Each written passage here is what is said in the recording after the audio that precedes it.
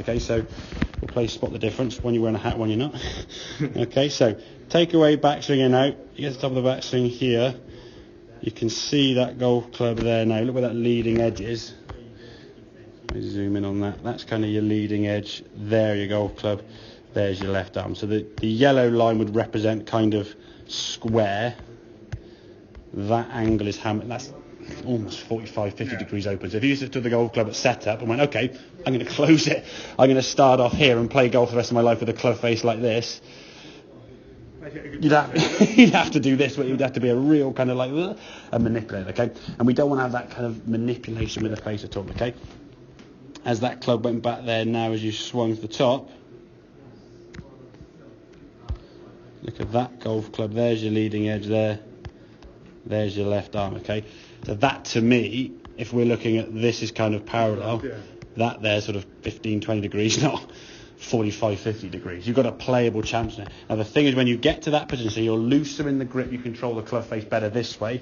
When you're looser, it's then just the torso now is just going to rotate and clear and sort of win the race in some ways, okay? But when you've had the club face shut, you've had to kind of block it off and hold your hand this way, then try and corkscrew the club face to square at the last second. And it's just like, say, trying to do in the fireman, you're doing this with a golf with a gun and trying to pull the trigger at the moment of truth. You get it right occasionally, and when you play quite a bit, and when you play quite regularly, you have a few days at the Belfry and a few matches here and there, and you play Tuesdays and the weekends, you kind of get in a bit of flow. You play Saturday, Sunday, then Tuesday, that's sort of 3 and 4 days maybe. By Tuesday, you're playing okay, and then by the weekend, you've lost that 3 or 4 days. So it's just a cycle of inconsistency, yeah? So once you get there, to be fair to yourself there, that rotation, this movement here now, that's probably the most I've seen you rotate for a long, long time.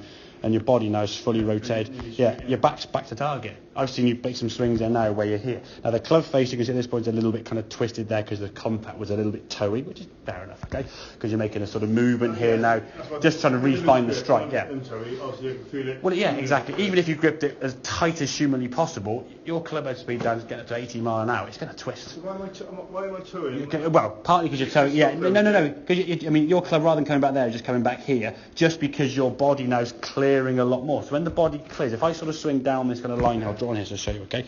So that's where I'm getting the draw from. A little bit, yeah. Okay. So if this is kind of your target line here, okay, you're rotating more now, so your path is kind of working that way on the red line, which is good, okay? It's working into square and around, okay, to the left, okay? Your path in the past has kind of worked out this way, okay?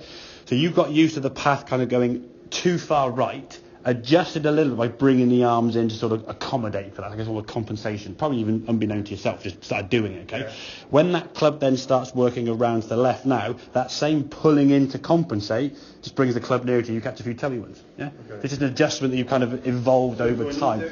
I wouldn't worry about, no, I wouldn't try and do anything different. I would try and work on that torso work, because if you try and change the club, change this, you'll do nothing, Dan, okay? So looser in the thumb, in terms of a summary from today, looser thumb grip pressure, the body's going to kind of rotate a bit more and kind of win that race, okay? That's it, so that's great. If you get that, and maybe today when you play, do that as a practice and back down. So do one of them, back down, step the ball, hit. No thought, I just step the ball and hit, okay? That's it.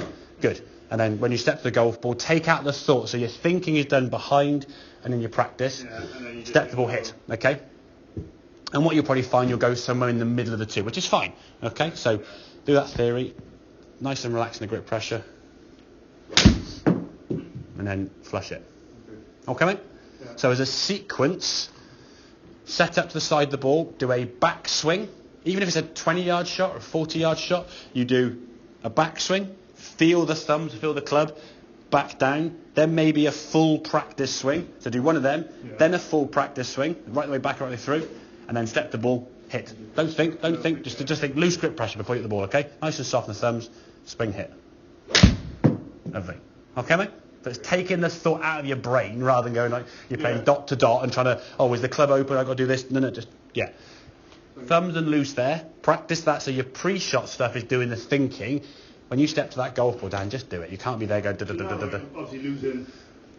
No, well, you just like toe, you're losing strike because of toe, aren't you? When you toe the ball, you're going to lose 10 or 15%, aren't you? So